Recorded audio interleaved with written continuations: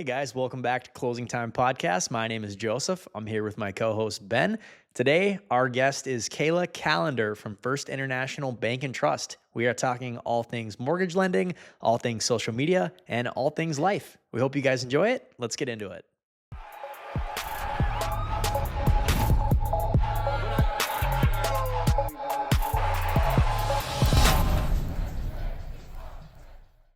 To start, we wanted to talk about your young career in banking. You started at 15, I believe I read.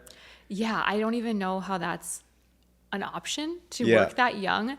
I wanted to work at, it was like the local Dairy Queen, but it wasn't called the Dairy Queen, and they weren't hiring. And I was so mad. All my friends were working there, and I heard an announcement on the school speaker, and they're like, we're hiring at the bank. And I'm like, I can file papers. I can do this.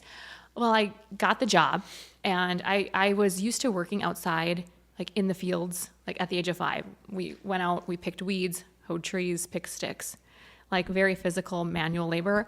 And I get to this job, my first job, $5.50 an hour I was making. I was very excited. And they plot me in front of a CRM and a cash drawer, and I had to grow up real fast and learn about confidentiality and how to talk to people and how to really just essentially have relationships and work in a very professional environment at a very young age. So 15, yeah. So diapers, basically. Wow. Yeah. And then immediately, like from college, did you continue working there? I did. I worked there all through high school. And then, so this is something a lot of people don't know, but when I came down to NDSU, so I'm from Walhalla, a small town. Fargo was a big city. I came to NDSU, and when they knew I was moving down here, the bank said, hey, we're opening up a location in Fargo. And I'm like, awesome. Where's it at? It was inside of Walmart on 13th Avenue.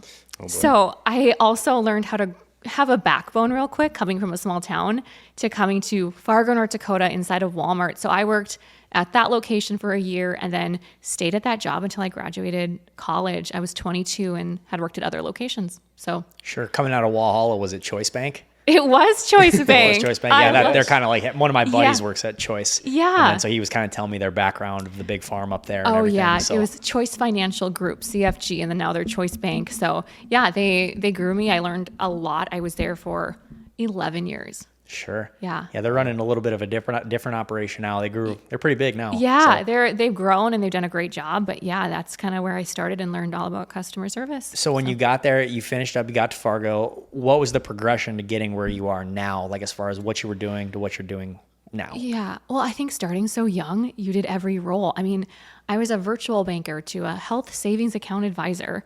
I was on the teller line, the front line when people would walk in. And I think I just naturally progressed to saying, okay, what's next? And I saw some loan officers at the company, and they always seemed happy and wanting to, they were so excited about their impact.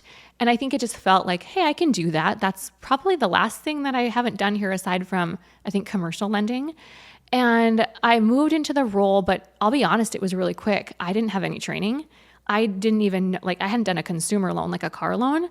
And so I actually really struggled my first year. I'm like, this isn't for me.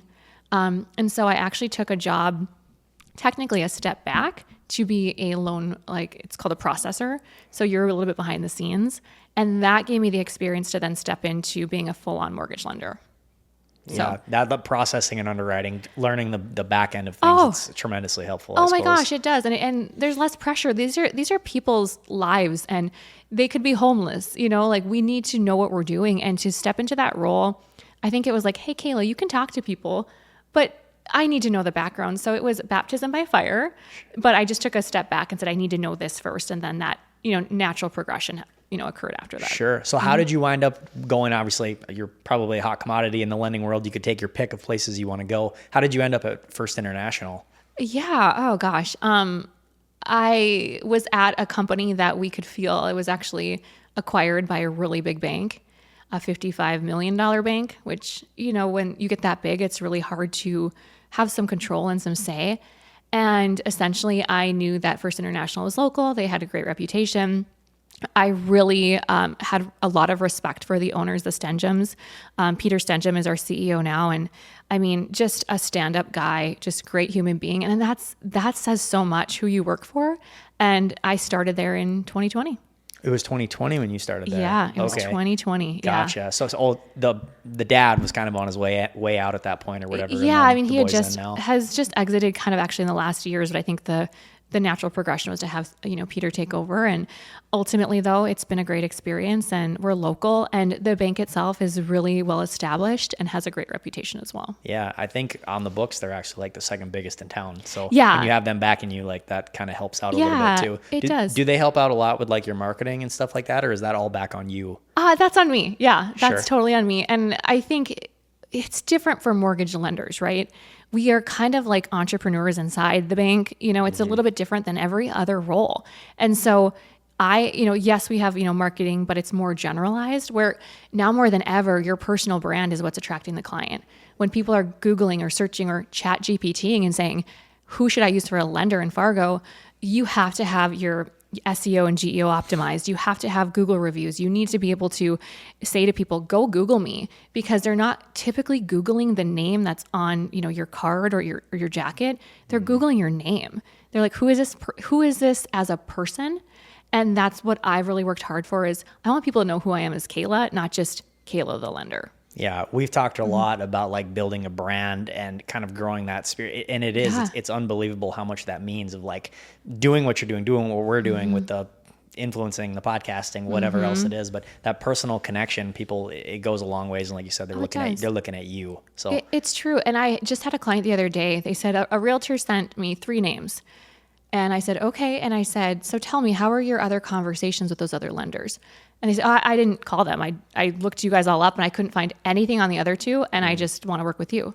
And I'm like, that's amazing. Like technology is allowing us to build trust in ways that we didn't know possible. Technology we think of as being AI and fake and, automated, but it is allowing us to get on people's screens in their home and build trust. And so that has been something that's been incredibly helpful with my career. How long did it take you to figure that out? Was that right away when you got into lending, you knew that people needed to get to know the other side of Kayla opposed to just the lender Kayla? No, I don't think so. I think right away it was about like, I need to just get and be best friends with realtors and I need to be best friends with financial advisors and I need to prove myself and I need to help more people because the more people I help, the more they're going to talk about me to their friends. And although that's all true, you have to have great relationships. When I actually got into, it was a LinkedIn in 2015, I think it was 16. I remember posting a lot every closing, and no one else was doing it. And I remember getting crap from people like, ooh, are you going to post a picture again? Well, what I was realizing was I was gaining followers and gaining people that were seeing what I was doing. And I was at a local establishment, poorhouse. And I was with my sister. Under heat, by the way. Yeah. But a little bit. But I was with my sister and this guy came up to me and he goes, hey, you're the LinkedIn girl. And I'm like, at this point, I was like, I need to stop posting. It's so exhausting. What am I doing? It's been years. And he goes, I know that if I need a house one day, I'm coming to you. I don't know if he thought I was a realtor. He may have thought that, but he just said, if I need a house, I'm coming to you. And at that moment, I'm like, okay, clearly if this guy recognizes me and I mean, he's never liked my post. You don't know who's seeing your stuff all the time. That's when I realized that I need to be consistent because even up to a few years ago, I'm like Instagram, TikTok, Facebook, everything. I mean, Threads to Lemonade. I mean, there were all these things that you could do. And I'm like, what am I doing? This is exhausting. And I just spoke about this earlier today on a different podcast that I have. And I said, I was ready to give up. And now more than ever, I'm seeing people that are like, oh, I'm using you. My realtor recommended you, but I've been following you. And a lot of times we think of instant gratification from, oh, I had so many views or so many likes or shares. Well, no, people are watching and people know what you're doing. And even though they don't like, share, or comment, it's amazing the ripple effect that you have. Even in other states or cities, you are causing a ripple effect that you might not even see. And now more than ever, I'm starting to see people kind of filter in. Wow. Yeah. And that's 5 years you've been at First Center, you've been posting, and you say like just now you're really getting a wave of stuff coming on. Yeah, I would say 2021, I remember thinking on my Instagram, oh, do I post personal stuff or do I post business stuff? And I remember thinking, no, I'm going to go personal. And I took that leap. I got rid of my other Instagram. It's just kind of out there. And everything you'll notice on my Facebook, my TikTok, and my Instagram, and my LinkedIn, it's all combination. Because what creates relationships, I have people like realtors come into my DMs and say, I have a dog too, or I love your rescue, or I'll have a financial advisor that actually just reached out to me yesterday and she said, hey, I actually follow you on Instagram. My best friend is so-and-so. Also, I just love that you do XYZ. Like that's, it's warm. You know what I mean? It's not like I'm having to cold call up and be like, hey, Ben, do you want to go for coffee? You don't know who I am. This creates just a more warm introduction. They feel like they already know you in a way. 1,000%. Just by seeing you every day. Yeah.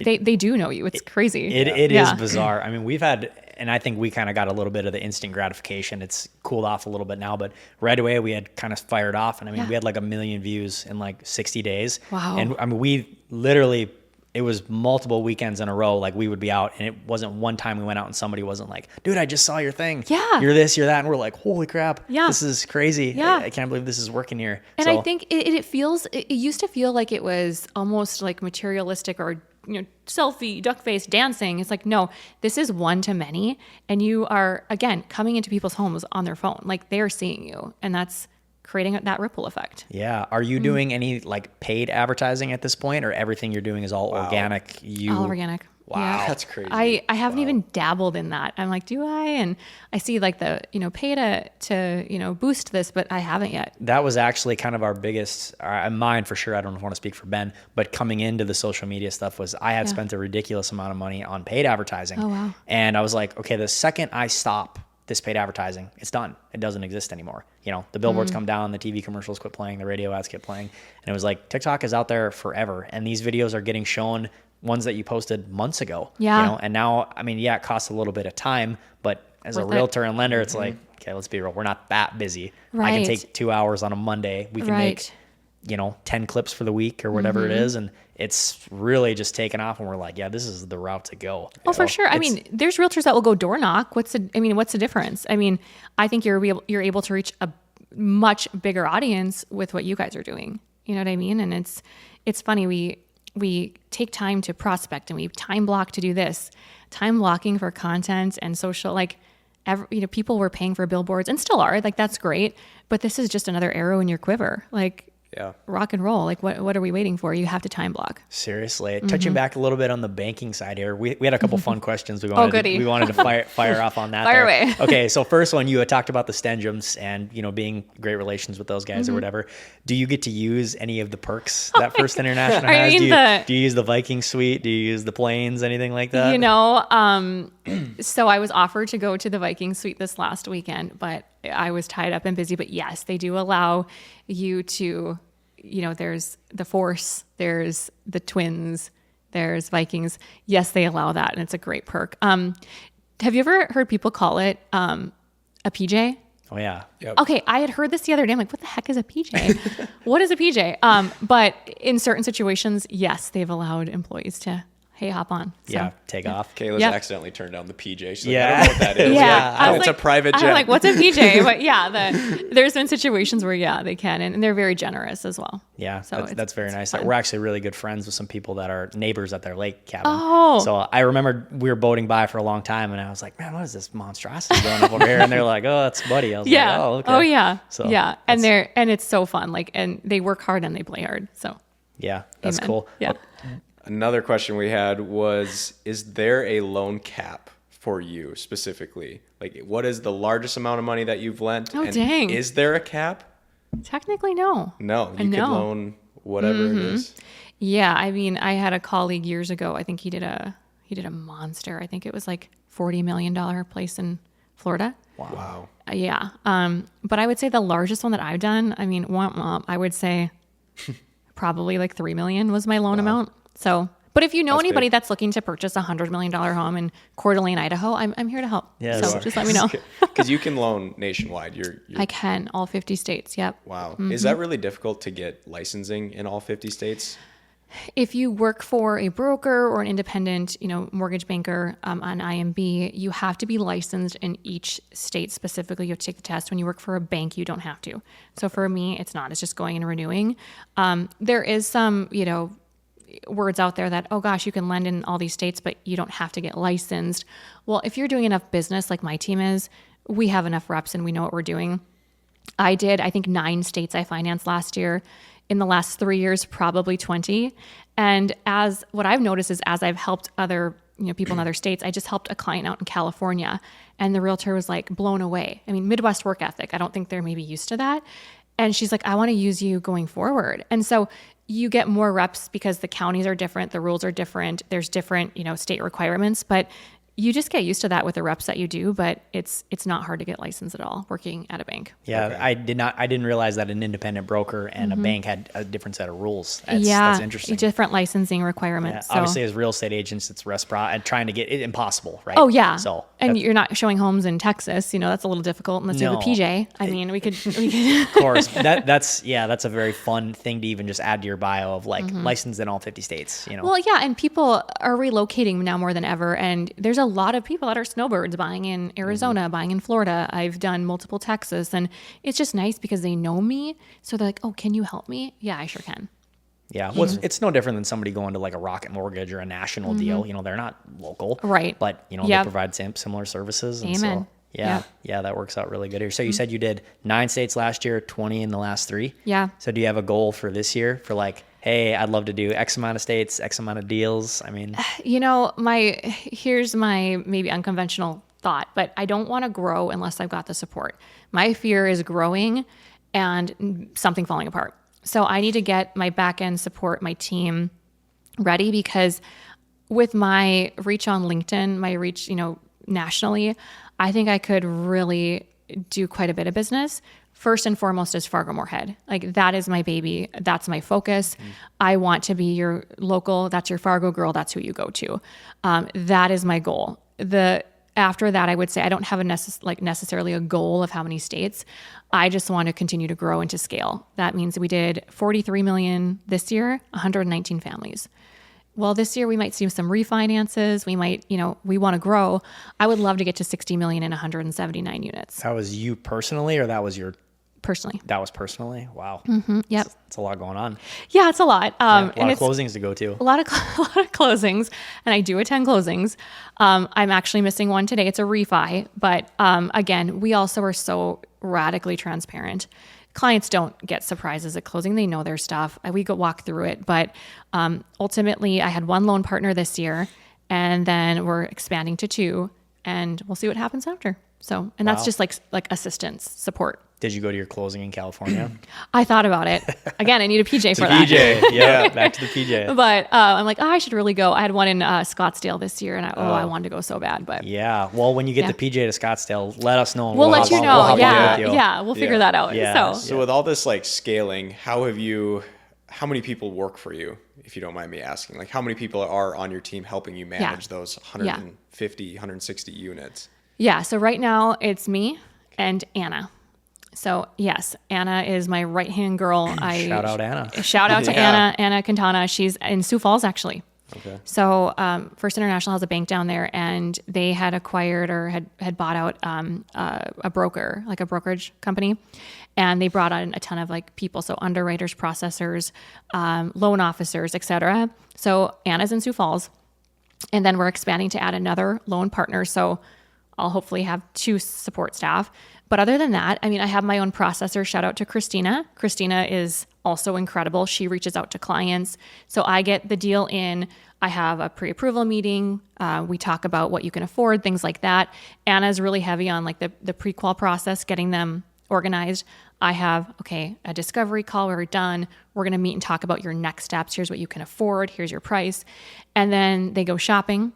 And then we find the house. And once they get into contract, Anna and Christina come in and they really see them through the end. And what's really great is having people on your team that understand like how we treat people, our response time, how we communicate.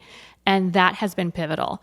I couldn't do it without a back end team because it would be air traffic control. It would be, did this get done? Did this get done? Right now, Anna's handling closings that are happening on Monday and Tuesday. She's talking to the clients. She's helping them. And it's really a warm handoff and saying, Anna knows your file as well as I do. Christina knows your file as well as I do.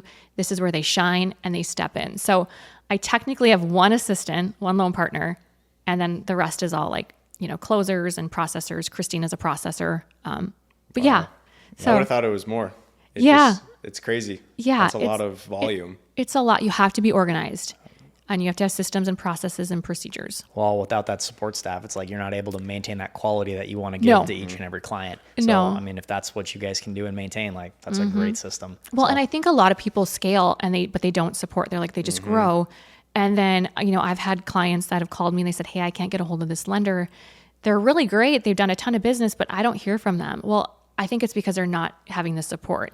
So I think as a lender, your job should be prospecting and converting. Is that social media? Is that connections? Is that coffees? Is that webinars? And then converting. Are you following up with people? Are you reaching out, telling them how rates have dipped? That I think is the true role. I think where loan officers go wrong 99% of the time is that they don't have the support, and then they're in everything. I mean, from servicing to closing to I got my property tax statement in the mail. What do I do? And I think that's where people fail. Yeah, that's fun. I feel like so many people, sorry. No, you go ahead. I feel like so many people as a real estate agent as well and loan officer, like you said, they get to a certain point where it's like, I'm hustling to get these 30 houses sold. I am giving everything I can, but refusing to get over that next step to get someone to come in and support them. I want to ask you, what drives you to get that support and to keep doing more units, opposed to just saying, well, I'm very comfortable with where I at? Because it seems like you, even being at the top, you want to keep growing. Yeah, I think that? It's a weird thing that I'm wired. I had a coach that told me you have to delegate to elevate. Delegate to elevate. And for me, it's my dad was just, I talked to my mom about this the other day. I'm like, where did I get this? Like, why do I have this tick? And she's like, it's from your dad. And I remember my dad working, and he loved what he did. He loved working. He was a farmer. I remember he'd write down his hours on a calendar. And I remember one time him writing 1, 1, 2, circling it. And that was how many hours he worked. My gosh, like that's wild. I don't work to just because I'm a workaholic or I just need to work, although my husband might say differently. It's the impact. I think it's this feeling of I want to educate and empower clients, because I see the opposite. I see clients come to me and they are so sad, scared, because a lender told them they had to put 20% down, or they couldn't get a hold of somebody, or someone told them no. So I think there's this urge in me to help more people. So I think it comes from that, and knowing that like the possibilities are endless.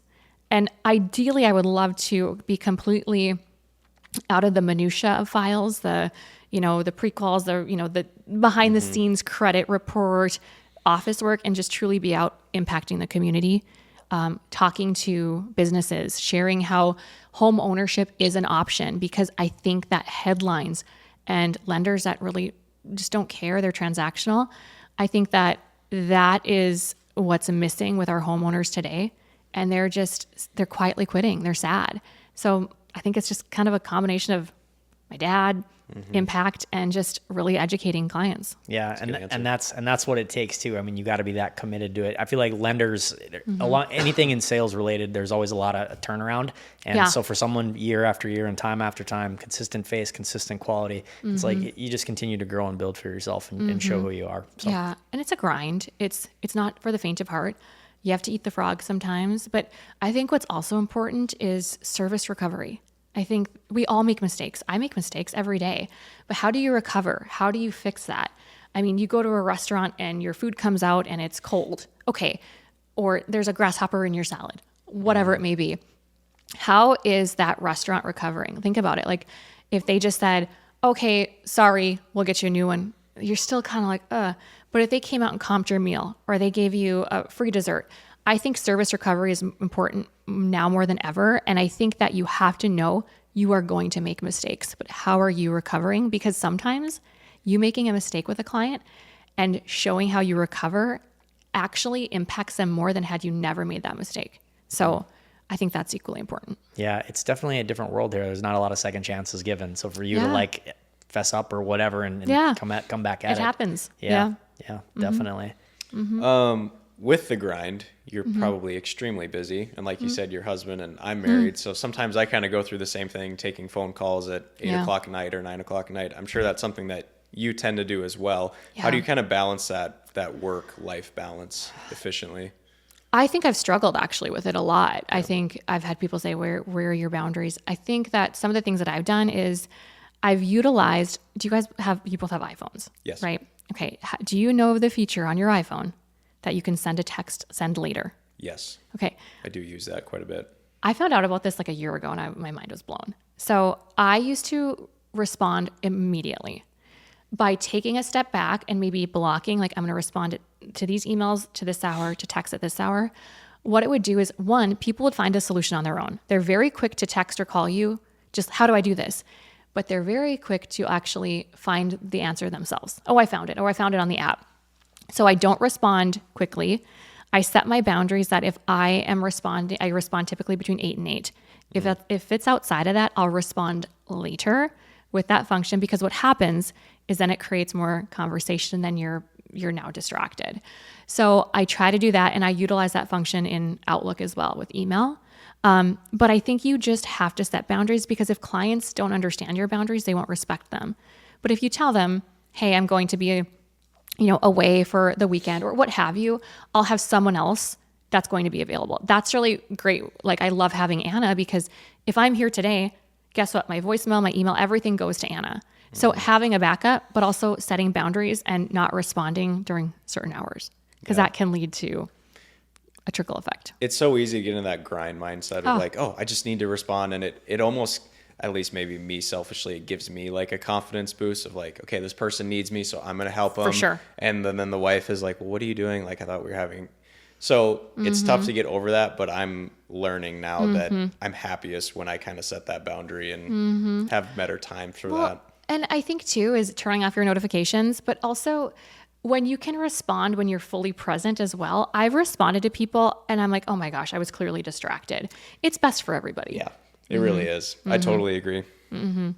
What else you got? Yeah, definitely. No, I think that was about I right. like these questions. We're at about a half hour here, Love which is it. normally where we like to kind of keep it here. Good. But no, seriously, well, we appreciate you having you on today. Thank here. you. It's fun. I'm glad your phone. I'm excited to see your footage that you got over there too. Oh my gosh, it has like the wrong angle, but it'll be fine. Yeah, the wrong angle. I wanted to ask her about the social media though. Which one do you think you found the most traction on? That was a question Joseph had of social media, like Facebook, Instagram, TikTok. I know you utilize all of them, but is there one where you feel like you get the best kind of turnover rate? Best views. Gosh, best views. It depends. I look at this different ways. Best traction, LinkedIn, for sure. LinkedIn has been, Really? Oh yeah. LinkedIn is the I guess the silent thunder, you could call it, is people aren't utilizing it as much. I don't use it either. Do Oh, you use a LinkedIn? lot. No, I don't even Oh. should. Yeah, it's been, a third of my business came because in 22 was because I used LinkedIn, and it came from a financial advisor. And then that financial advisor had sent their financial advisors to use me.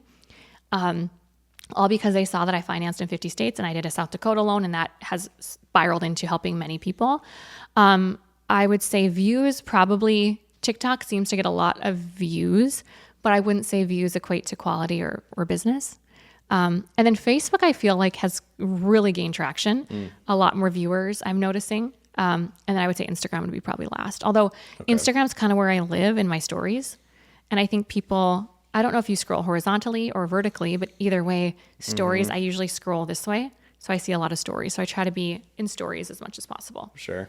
Sure. That makes sense. Well, we always try to end our podcast with one funny question, because how we kind of got known is we would do like these ranking Fargo restaurants and doing random stuff that maybe you've seen. Yeah. So what would be your top 5 Fargo Moorhead restaurants? Oh my gosh, you guys, I don't eat out that much. What? I don't. Like okay. My team in West Fargo, the bank, they order lunch once a month, and like 9 out of 10 times it's like, Kayla's never eaten there. Let's try this. Top 5. Bars, maybe? Like I don't even drink places? Do you go out? Okay, I'll just say okay, I really love Porter Creek. Right, wrong, or indifferent. I just love, it's cozy, it smells like chicken. Yep. It's like neutrally located. I love it that it's big. Love that place. So there's one. We should have asked her dog parks is what we should have Oh asked yeah. her. Well, we don't take it to dog parks either. I would say I love Mez, like Mezzaluna. You can't go wrong with Mez. I love Rose Wild in terms of just their drinks feel like they're so delicious, and they've got like nice appetizers. Gosh, where else? guys, I'm struggling. Yeah. Have you been to the new literally. Harry's? No, I haven't. I've haven't heard that's either. amazing. That's on Did our you go list. yet? No, I want to No. though. Yeah, It looks really good. I hear it's really great. Okay. And then, yeah, I You mean, said Poorhouse at one point. yeah, I don't go there much just because I feel like I don't go out and like have drinks as much. Yep. Here's the deal, you guys. When I eat or drink, I want to be with my dogs. If we have a celebration or something, we're like, let's just go home. So I would say probably my living room. That would There be you the go. other place because I can a have good all list. the dogs staring at me while I eat. Well, we got a top 3 at least. Yeah, so top 3. I that'll have know. to I do. think that's a goal of mine is to go and just like get out, have more date nights with the husband and just try more places. So Good deal. homebody at heart. Thanks for joining us, Kayla. Thanks, guys.